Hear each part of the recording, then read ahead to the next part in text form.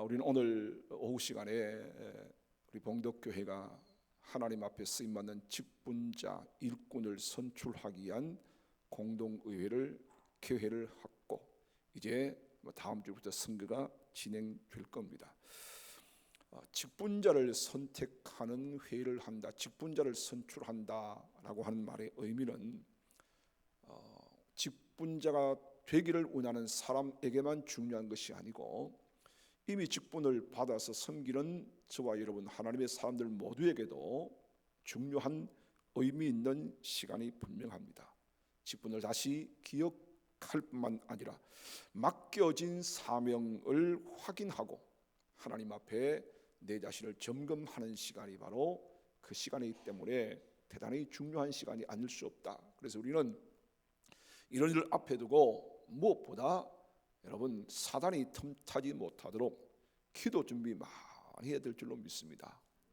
여러분 꼭 교회가 일꾼을 뽑는 일이 얼마나 기쁘고 즐거운 일이에요. 그런데 여러분 우리의 원수 대적은요, 마귀 사탄은 우리가 기뻐하고 즐거워하는 꼴을 못 봅니다.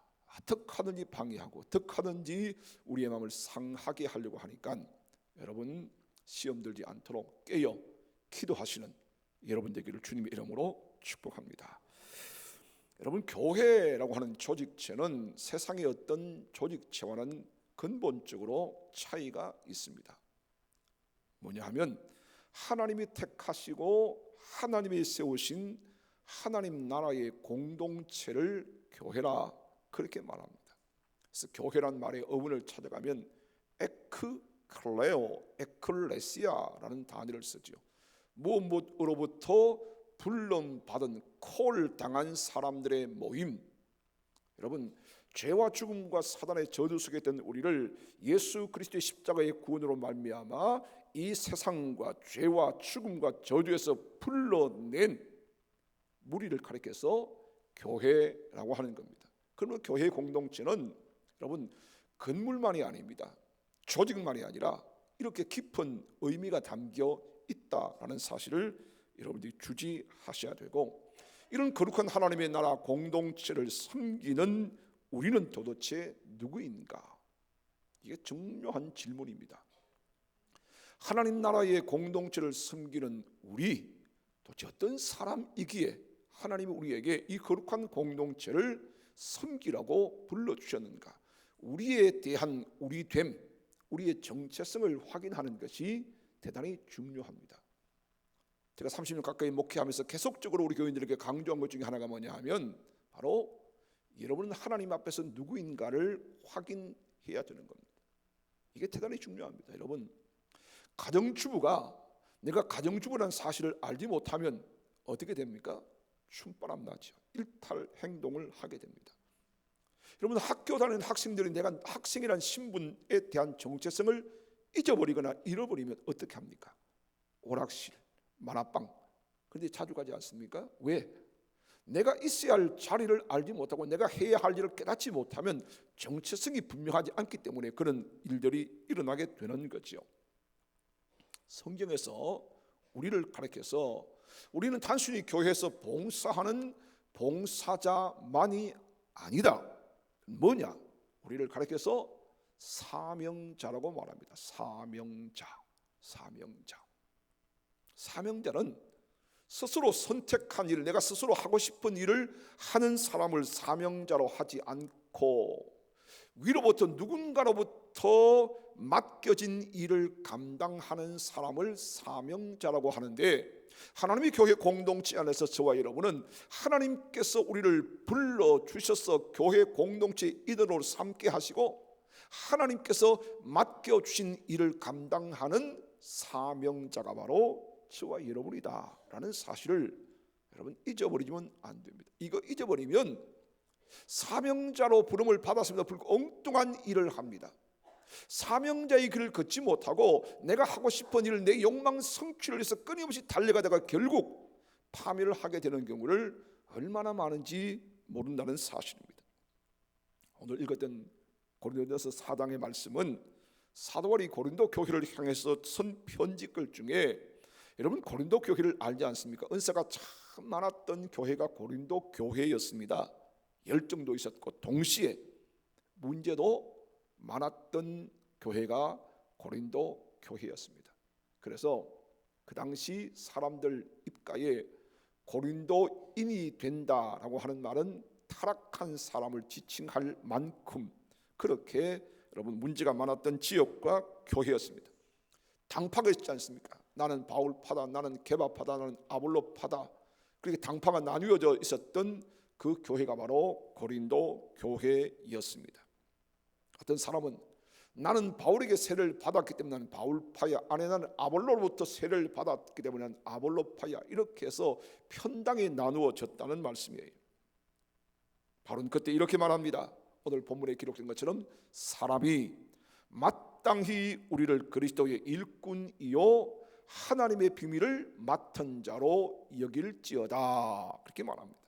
이 다르게 설명하면 우리는, 사역자인 우리는 사람을 따르게 하려고 세워진 것이 아니라 그리스도를 드러내기 위해서 세워진 하나님의 일꾼입니다 라는 말을 오늘 본문에서 바울은 하고 있다는 거예요. 여기서 그리스도의 일꾼이라고 하는 이 말은 하나님의 비밀을 맡은 청지기라는 말로도 번역이 가능하고요. 그래서 바울은 맡은 자들에게 구할 것, 뭐라고요? 충성이니라. 다른 말로 하면 사명자를 평가하는 기준이 뭔가? 능력도 인기도 학력도 아니라 오직 충성이다 라고 말하고 있습니다. 여러분, 그 사명자가 일 잘하느냐? 그것도 중요해요. 뛰어난 실력이 난 중요합니다. 어느 학교를 졸업했나 중요할 겁니다. 그러나 중요한 것은 그가 시종여일하신 하나님처럼, 어제나 오늘이나 동일하신 하나님처럼, 주는 이랑 미쁘시니라고 했던 하나님의 말씀처럼 변함 없이 충성하는 믿음직한 사람이냐, 그게 사명자를 평가하는 기초 시금석이라고 말하는 거죠. 여러분, 하나님께서 당신의 교회 공동체 안에 사명을 맡기신 목적이 뭡니까? 뛰어난 사람, 능력 있는 사람, 유명한 사람을 세우기 위함이 아니라 오직 하나님을 닮아 충성스럽게 신실하게 변함없이 일할 사람을 세우기 위함이라는 사실을 여러분 다시 한번 기억하셔야 하는 겁니다. 그렇다면 사명자의 정체성이 뭐냐?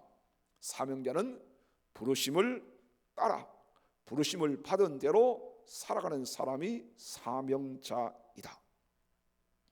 여러분, 이 사명자라는 단어는 미션이라는 거죠. 보내심을 받았다, 파송되었다, 그런 뜻을 갖고 있습니다. 사명자는 단순히 직분이 있어서 사명자가 아니라 하나님이 부르셨기 때문에, 하나님이 보내셨기 때문에 사명자이라는 거예요. 그래서 예레미야라는 선지자는 1장 5절에서 이렇게 기록합니다. 내가 너를 모태에 짓기 전부터 너를 알았고 너를 열방의 선지자로 세웠다. 무슨 말이에요? 사명은 출발점이 내가 아닙니다. 내가 시작한 게 아니란 말이에요. 하나님이 시작하신 일로 믿습니다. 그래서 사명자의 가슴 속에 늘 하나 기억해야 될 중요한 메시지가 하나 있습니다. 우리 속에 선한 일을 시작하신 이가 그리스도 예수의 날까지 이루실 줄을 우리가 확신하더라. 할렐루야. 이거 가지고 있으면요, 사명자는 결코 흔들림이 없고 일탈하지 않습니다. 내게 사명을 맡기신 그분이 내 속에 선한 일을 시작하셨고 그분이 하시고 그분이 반드시 이루신다. 할렐루야. 그러므로 여러분, 사명은 기쁨으로 받으셔야 돼요. 마지못해 억지로 받아서 할 일이 아니다, 그런 말입니다. 그러므로 여러분, 사명자는 세 가지를 기억해야 됩니다. 첫째, 사명은 내 것이 아니다, 하나님의 것이다. 그리고 사명은 선택이 아니라 순종이다. 사명은 일시적 역할이 아니라 평생의 부르심이다. 이 세 가지를 사명자는 꼭 기억하셔야 합니다. 한 목회자가 오랜 세월 시골의 작은 교회를 신실하게 목회를 했답니다. 그런데 어느 날 한 젊은 목사님이 후배가 찾아와서 묻습니다. 목사님, 어떻게 이렇게 오랜 세월 흔들림이 없이 교회를 섬겨 오셨습니까? 라고 물었더니 연세가 지긋하신 노 목사님이 미소 지으며 이렇게 말씀했대요.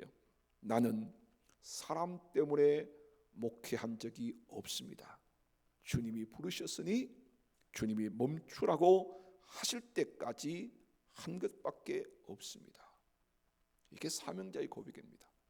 주님이 하라고 하셨기 때문에 주님이 그만하라고 할 때까지 싫든 좋든 잘 되든 잘못되지 못하든 사람의 인기가 있든 없든 간에 주님께서 야 너 그만둬 할 때까지 하는 게 사명자의 자세란 말이에요.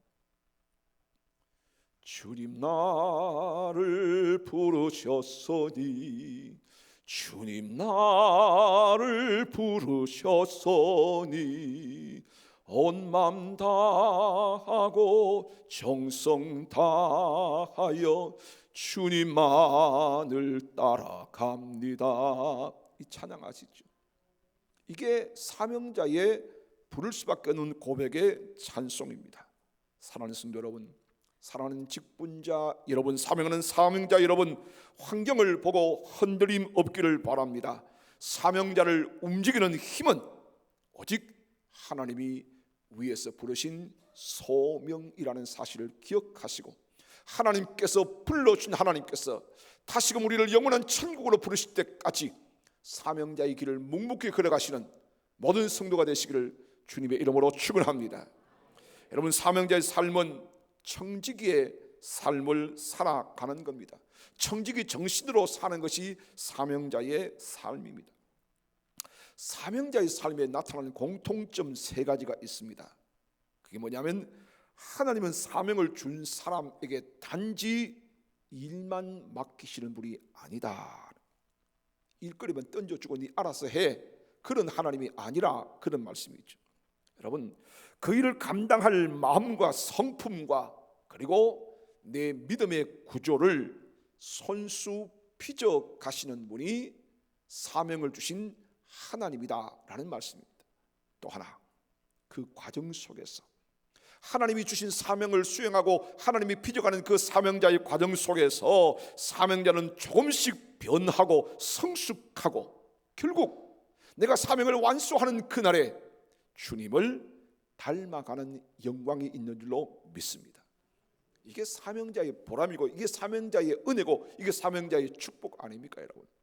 내가 묵묵히 하나님에게 맡기신 사명의 자리가 힘들고 어렵고 불편하고 다른 사람의 이름 석자 기억해 주지 못한다 할지라도 하나님이 부르신 부름의 상을 쫓아갔던 사도 바울의 그 믿음처럼 끊임없이 사명자의 삶을 살아가면 내 말투가 변해요. 내 생각과 가치관이 달라져요. 내 마음이 달라져. 어느 순간 나도 모르는 사이에 내가 주님 비슷한 사람으로 닮아져가요. 여러분, 한평생 주의 몸된 교회를 아름답게 섬겨졌던 어르신들 보십시오. 그 모습 속에서 주님의 모습이 읽혀지지 않습니까? 제가 좋아하는 복음송 중에 이런 복음송이 있어요. 형제의 모습 속에 보이는 하나님 형상 아름다워하라. 주님의 사랑하는 자녀 됐으니 사랑하며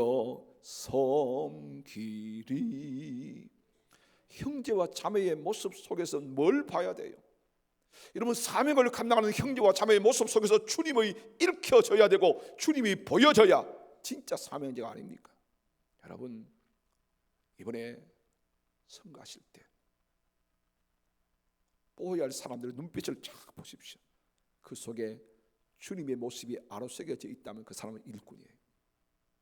눈은 바짝바짝 빛나는데 자기 열망으로 가득 찬 사람은 일꾼의 자격이 없어요. 사도 바울은 사명자를 가리켜서 하나님의 비밀을 맡은 자, 맡았다는 말은 소유자가 아니라 관리자, 즉 청지기를 말합니다. 청지기, 일정 기간 동안 주인에게 일을 맡겨준 것. 가끔 여러분 사명자들이 착각하는 게 뭐냐면 내가 그 사명을 맡으면 마치 내가 주인인 것처럼 생각해요. 여러분 기억하십시오. 하나님의 사명자의 삶을 살 때 주인 의식은 가지세요. 그러나 주인 노릇은 하지 마세요. 이게 중요합니다. 주인 의식은 가져야 돼요. 여러분 주인이 어떤 사업을 하는 가게를 만든 주인이 주인 의식이 없으면 맨날 종업원 맡겨놓고 놀러 다니잖아요. 이거는 안 돼요. 그 집은 말 안 먹어요. 주인 의식을 가졌단 말이에요. 내가 정말 그 사업장을 매일 가죠. 주인이 매일 가야 되죠. 쓸고 닦고 앞장서고 종업원 상관없이 내가 하는 거예요. 그 주인 의식을 가진 사람이에요. 그런데 주인 노릇하면 안 돼. 그러면 종업원이 견디지를 못해요. 하나님의 교회도 마찬가지예요. 하나님의 교회는 내가 정말 주인 의식을 가져서 정말 교회 안에 여러분 집사님이 청소하든지 말든지 간에 내가 눈에 보이면 내가 해야 되지. 그게 사명자잖아요. 그런데 어떤 사람은 김유사님 일러 보세요. 여기 좀 쓰레기 좀 주우라고 말이에요. 왜 쓰레기 보이냐고. 자기가 주우면 되지. 왜 굳이 불러 사람을. 그렇잖아요. 의지가 비틀어지면 지가 하면 되지. 눈에 띄면. 왜 굳이 사람을 불러서 시켜? 사명자는 그러잖아요. 사명자는 자기 눈에 보면 이게 내가 하나님 맡긴 사명이구나. 그래서 내가 청소하고 내가 휴지 줍고 내가 정렬하는 거예요. 그게 사명자란 말이에요. 그게 주인 의식을 가진 사람의 모습이라는 거죠. 이런 사람이 하나님 교회에 얼마나 있느냐, 그 교회가 정말 축복받는 관계를 주는 거예요. 여러분 사명자는요 하나님 말씀 앞에 순종하는 사람입니다. 순종. 성경은 순종이 제사보다 낫고 듣는 것이 수양의 기름보다 낫다 그랬잖아요. 지고집대로 하는 사람은 사명자가 될 수 없어요. 순종은 사명을 가진 사람의 기본이고 출발점입니다. 여러분 히브리 말로 죄송합니다. 순종이라 말은 샤마라고 하는 말은 듣는다는 말과 따라간다는 말이 함께 복합적으로 두 단어가 함께 묶어진 게 샤마라는 거예요. 여러분 무슨 말이냐면 이것은 중요한 의미가 있습니다. 잘 들어야 순종을 잘해요. 정말 들었다면 반드시 행동이 따라온다 이 말입니다. 그래서 성경은 우리에게 순종도 가르치지만 청종이라고 하죠. 듣고 따라가는 거예요. 왜 들음이 중요한지 아세요? 듣지 못하면 순종을 못해요 여러분. 왜? 믿음은 들음에서 나며 들음은 그리스도의 말씀으로 말미암느니라. 할렐루야. 믿습니까? 여러분 하나님의 말씀 설교를 잘 들어야 여러분의 신앙이 자라나고 여러분이 성경 말씀을 잘 들어야 설교를 들어야 여러분이 순종이 가능해요. 못 들었는데 뭘 순종해? 그렇잖아요. 가끔 몇 월 며칠 날 아무개 집사님이 집에 결혼식 합니다. 딸내미 시집 보냅니다. 12시 반에 하는데 교회에서 같이 출발하겠습니다 라고 광고를 해요. 12시 반에 출발한다고. 그러면 꼭 와서 묻는 분이 몇 분 계세요. 목사님 그 집에 잔치날 그 집에 가면 점심 주나요 안 주나요? 내가 혼주다는데 뭘 내가 어떻게 알아요? 그러면서 목사님이 그날 잔치에 몇 시까지 오면 됩니까? 꼭 물어. 왜? 무슨 말이에요? 못 들었단 말이에요. 잘 못 들으면 엉뚱한 소리 해요. 마찬가지로 하나님의 말씀을 여러분이 청종하지 아니하면, 하나님 말씀을 샤마하지 아니하면 그래서 엉뚱한 행동한다 이 말이에요. 자기 마음대로 하는 거예요. 그래서 뭐 직분자는 말씀을 잘 들어야 돼요. 어떤 귀로 듣는다? 육의 귀가 아닌 영의 귀, 마음의 귀로 듣는 거예요. 말씀을 마음으로 받으셔야 돼요. 할렐루야. 오늘 몇 분이 좋은 분이 계시네. 여러분 꼭 설교 시간 되면 주여 하고 깊은 기도 빠진 사람이 있어. 그때 기도 안 해도 돼. 설교 시간에 기도할 필요 없어. 기도 시간에 기도하면 돼. 어떤 분은 설교 시간에 꼭 기도하고 다른 엉뚱한 시간에 또 이러면 안 되는 거예요. 잘 들으셔야 돼요. 들어야 돼요. 노아는, 구약신 노아는 당시 이해할 수 없는 하나님의 명령을 제대로 들었잖아요. 그래서 홍수 심판을 대비했잖아요. 마른 하늘에, 그것도 하루 이틀 안에 그 여러분 쨍쨍한 마른 하늘에 산꼭대기에 가서 방주를 짓는 게 가능해요? 하나님 말씀을 제대로 들었기에 제대로 순종하는 거예요. 누가 뭐라든지 간에 미쳤다 소리 듣고 괴팍하다 소리 듣고 저래서 뭐하냐 소리 들어도 하나님 말씀만 제대로 들으면 다른 사람의 소리가 귀에 안 들린단 말이에요. 하나님 말씀이 내게 안 들리니까 다른 세상의 소리가 들리는 거예요. 야, 그거 하다니 힘든데, 돈이 많이 드는데, 걱정스러운데, 이런 소리가 들리는 거죠. 여러분, 창세기 6장 22절에 따라합시다. 노아는 하나님께서 명하신 대로 다 준행하였더라. 할렐루야. 여러분, 그 노아라는 이름 앞에 여러분의 이름을 집어넣으면 되잖아요. 아무개 나는 하나님이 명령하신 대로 다 준행하였더라. 아멘. 그런 사람이 사명자예요. 여러분, 그러면 사명자는 계산하지 않습니다. 사명자는 환경으로 따지지 않습니다. 사명자의 기준은 이해가 아니라 청종입니다. 이해하려고 하지 마세요. 우리의 좁은 머리로 뭘 하나님의 말씀을 이해 다 할 수 있어요. 여러분, 믿음은 덮어놓고 믿는 거예요. 덮어놓고 믿어야 돼요. 성경 덮지 말고 내 마음을 덮어놓고 믿는 거예요. 그게 믿음이에요. 자꾸 이해시켜, 목사님 이해시켜 보십시오. 뭔 이해를 해? 믿음은 이해가 아닙니다, 여러분. 사명자는 이해하고 다 이해했으니까 따라간다 천만에 평생을 살아도 다 이해 못해. 여러분, 한 걸음 한 걸음 한 걸음 하나님이 인도하신단 말입니다. 그러므로 한 발자국씩 따라가십시오. 들은 대로 순종하십시오. 그러면 어느덧 우리는 영원한 하나님 나라에 도달하게 될 줄로 믿습니다. 이게 사명자의 삶이라는 말입니다. 예수님 가장 위대한 순종의 모델 아닙니까? 빌립보 2장 8절에 죽기까지 복종하셨으니 곧 십자가에 죽으심이라. 예수님의 순종은 조건부가 아닙니다. 목사님, 이번 내가 장로 되면요, 집사 되면, 권사 되면 열심히 할게요. 그런 사람 뽑아주면 되냐? 안 돼? 안 돼요. 뽑아주면 그때부터 일 안 해. 그때부터 뭐 합니까? 주인 노릇하려고 한단 말입니다. 아시겠습니까? 조건부가 아니에요. 조건부가. 목사님, 내가 이 나이에 그래도 장로가 돼야 일 좀 하죠. 무슨 소리? 집사가 되고 권사가 돼야 일하지요. 천만에. 어떤 분이 이렇게 말, 목사님, 그래도 내가 죽을 때 이름 먼저 바꾸고 죽어야 안 되겠습니까? 묘비에 이름 바꾸려고. 여러분, 다 부질없는 짓입니다.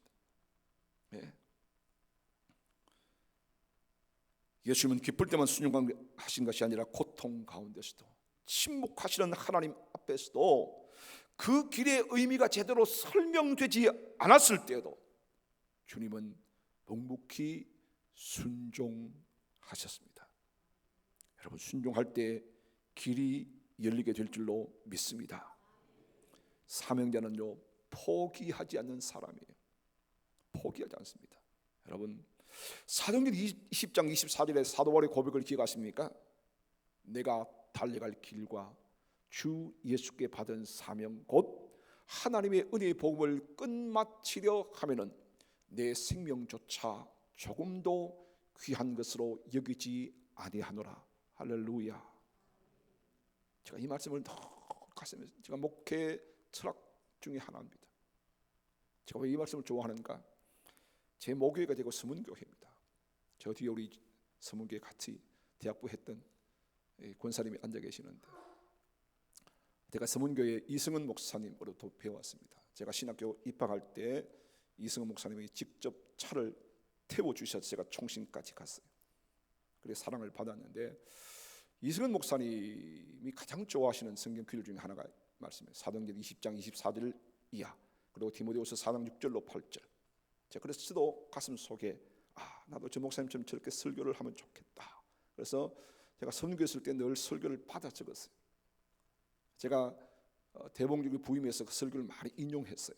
사실은 많이 인용했습니다. 이 목사님 설교를 하신 것 제가 따듬고 해서 다시 그때는 흉내낸 거지 뭐. 설교를 그냥 흉내내고 따라하고 흉내내고 따라하고 그렇게.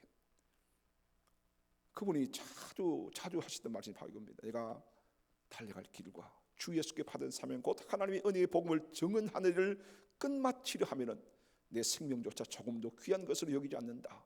이렇게 평생을 살았던, 포기하지 않았던 사도 바울이 그의 인생 마지막 말년에 뭐라고 고백했습니까? 내가 선한 삶을 싸우고 나의 달려갈 길을 마치고 믿음을 지켰으니 이제 후로는 나를 위하여 의의 면류관이 예비되었으므로 주님 곧 의로우신 재판장이 그날에 내게 주실 것이니 내게만 아니라 주의 나타나심을 사모하는 모든 자에게 도니라. 할렐루야. 제가 늘 가슴에 담고 있는 제가 좋아하는 성경 구절입니다. 사명자는 포기하지 않습니다. 포기하지 않습니다. 제가 신학교 졸업하고 첫날 저녁에 예배당에 올라가서 제가 몇 시간 동안 불렀던 찬송이 있습니다. 부르고 또 부르고 부르고 또 부르고, 얼마나 눈물 나는지. 제가 신학교 인지에 들어와서 신학을 해야 된다는 그 서러움도 있고 아픔도 있고, 20대 초니까 20대 이제 중반 들어갔으니까 얼마나 여러분 그랬겠어요. 그런데 그 찬송을 부르면서 제가 마음을 다잡았던 찬송이에요.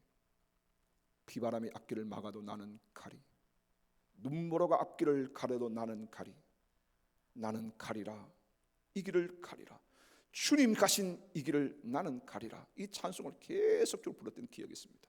여러분, 사명자, 포기하지 않는 사람입니다. 내가 하고 싶다고 하고 안 하고 싶다고 안 하고.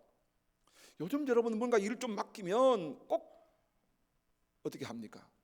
이런 핑계 저런 핑계 대고 중간에 포기하고 말입니다.